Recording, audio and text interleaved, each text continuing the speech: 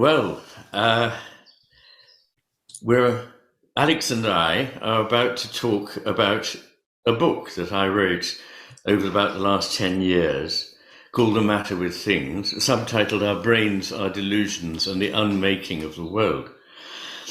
I was very fortunate that Alex approached me to talk some more about this, and we don't know how many sessions we will do, but we thought we'd start at any rate at the beginning of the book and discuss that and see where we go. Alex is a remarkable person. I'm personally in awe of his curriculum vitae. He is a theoretical physicist by training and has a couple of doctorates in physics, but he then retrained as a biologist and has worked on molecular biology and empirical zoology, but also on the theory of the theoretical aspects of biology, and is currently a professor at the Institute of Neurosciences in Alicante. And so he's a person with a remarkable breadth of interest and mind. And this is very nice for me because I find that I don't easily fit into any particular box. I'm generally interested in philosophy and have been since my younger years. I started out training in literature and the humanities, and then read medicine and became a psychiatrist with particular interest in the overlapping areas of psychiatry and neurology. So we need to see what happens, and I'm rather excited about it.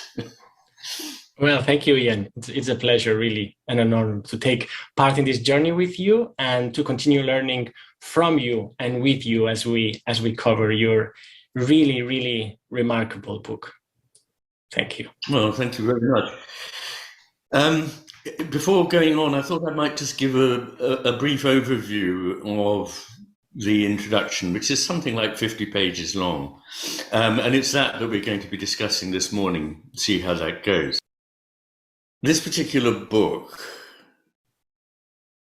The Matter with Things, arises from something I have been thinking over all my adult life, which is that there is something wrong with the way in which we are taught by popular science and many of the vox pop thinkers that are on the internet, the way we're taught to think about the world. And it's really part also of the way in which we educate the young.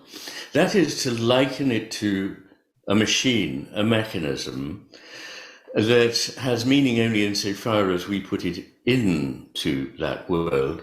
But that when we come to look at the world, what we're really faced with is a collection of meaningless fragments of material stuff colliding with itself in ways that are to an extent predictable, but largely chaotic.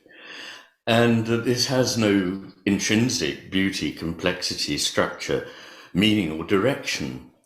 That has never seemed to me at all convincing.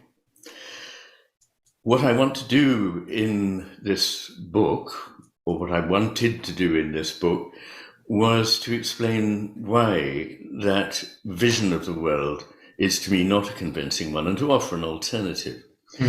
So in the introduction, I ask us to reconsider some of our assumptions about the world. For example, that there is only matter, that matter is, naturally speaking, static until it is set in motion, that things are essentially atomistic until they're connected by us, that structures are in essence simple and then evolve from that simplicity into a greater complexity. I want to suggest that all these ideas are wrong, that we've inverted the evidence that we have before us. The evidence is, I will argue, that consciousness is every bit as real as matter, and that matter, in fact, is something that we know secondarily via consciousness, not the other way around, that the natural condition of things is not, as in the Newtonian universe, that of stasis, but is of motion And what needs to be explained is not how things come to move, but how they ever come to be static. And I indeed argue that they are never truly static. I would argue that the world is not principally chaotic, nor that structures are in essence simple. These are products of the way we come to look at the world. In fact, there is no such thing as chaos. Randomness cannot really be any more than approximated. Everything has intrinsic structure. And what is simple in our eyes is simple not because it's somehow what existed before things became complex. Things have always been complex, but our way of looking at them can shear off most of the picture that surrounds what we're looking at, and thus make it appear simple and to obey simple linear laws. Whereas in reality, nothing in the cosmos behaves in this mechanistic way. So those are some of the assumptions I set out with. And then I want to talk about the way in which the two hemispheres of the brain change the world that we look at. Because obviously, if I'm interested in examining what we can take as more real, more true than anything else, we need to take into account that how we attend to the world changes what is there for us to see. In an earlier book called The Master and His Emissary, I explained that the two hemispheres of the brain have evolved as all neural networks that we know going back 700 million years show an asymmetry. Why is there this asymmetry? It appears to be to do with the most basic problems of survival for any living creature.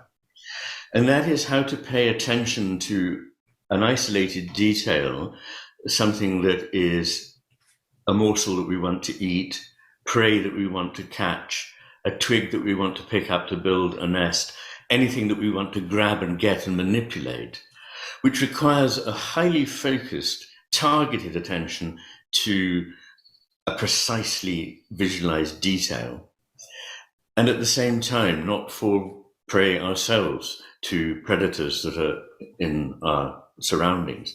So at the same time as paying this very focused, detailed attention to one particular item, we need to be paying the exact opposite, a kind of broad, open, sustained, vigilant attention in which we can see what is unfolding around us. We can see dangers, we can see the presence of the creatures that form part of our social network, those that we want to nourish, those that we need to flee from.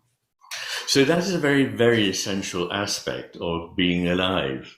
And in the human case, it is eventuated in the two hemispheres of the brain, which are different in a number of respects, but all of these can be traced to the way in which they pay attention. If, as in the case of the left hemisphere, you pay this very narrow beam, highly focused, targeted attention to detail, then the world appears to be created out of a heap of fragments, little pieces here, there, and everywhere, that are isolated, atomistic, in themselves meaningless, sheared off from any context that might give them meaning, static, because this is the attention that fixes and freezes things so that you can get hold of them, and essentially inanimate.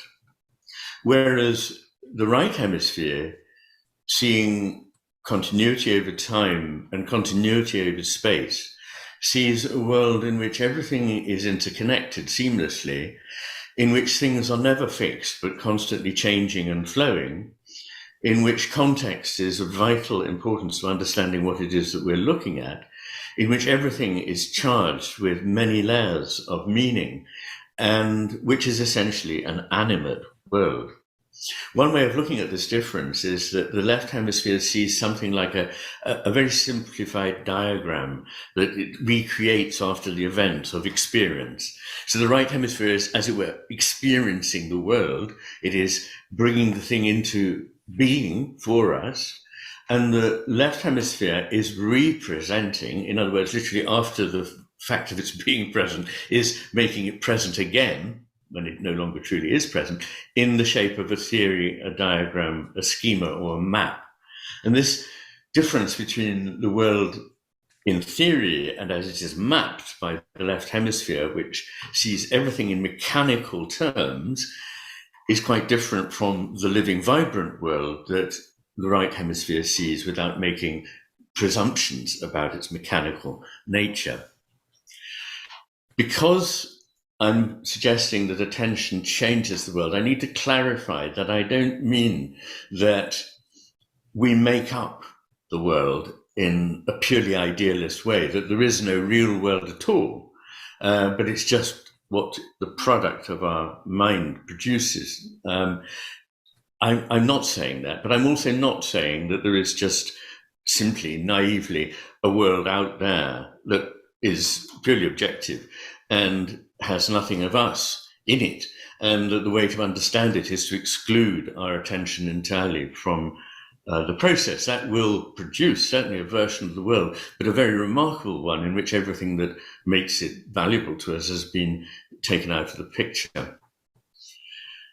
Then I give some of the core ideas of the hemisphere hypothesis as I have developed it, some 20 perhaps differences that one can see between the ways in which the right and left hemisphere deliver the world, the nature of those differences, and I address some of the potential causes of confusion. So over the last decade or so, people have raised perfectly valid questions about what it is I'm saying, but which are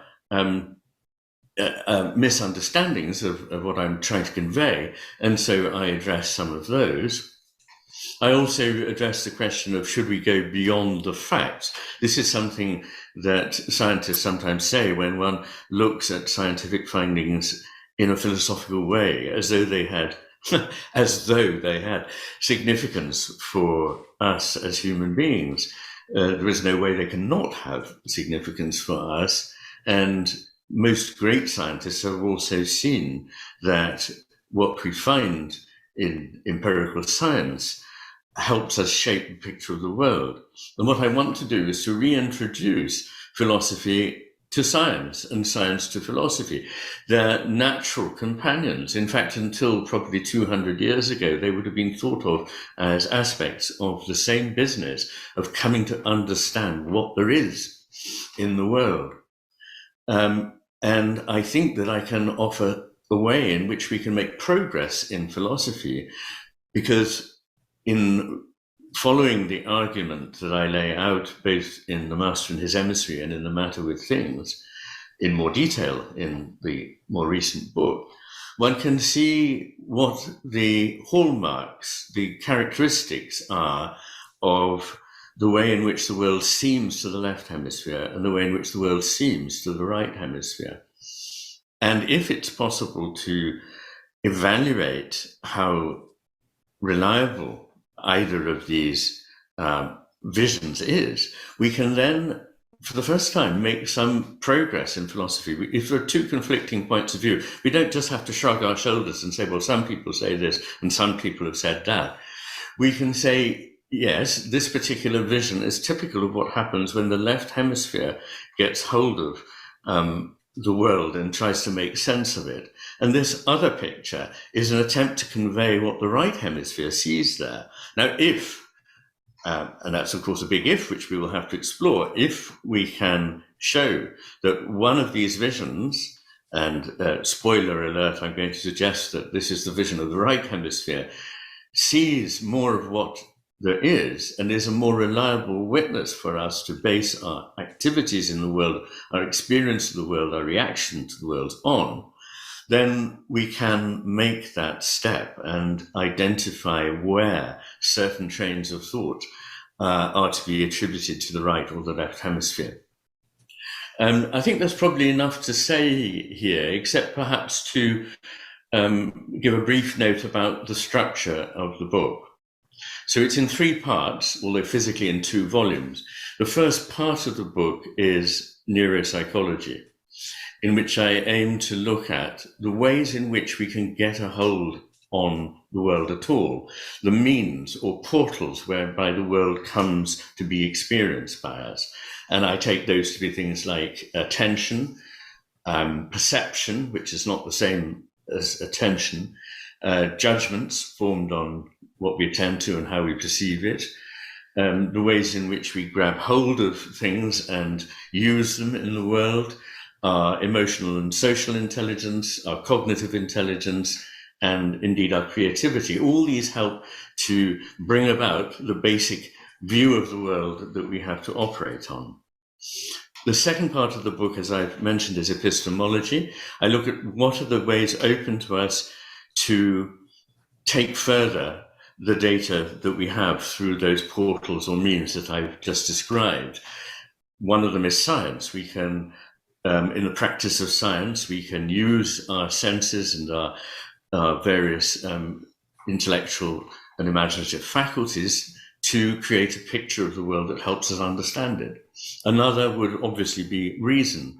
A third, I suggest, would be intuition, and a fourth, imagination. And I look at each of those in part 2 of the book and suggest that, in fact, we cannot dispense with any of these, but need to bring them to bear in different ratios and in different ways on everything that we come to look at. And that, interestingly, in each case, the view of the right hemisphere is the one that gives most power to each of those paths to truth, toward truth, because of course we can't ever actually reach that truth in itself.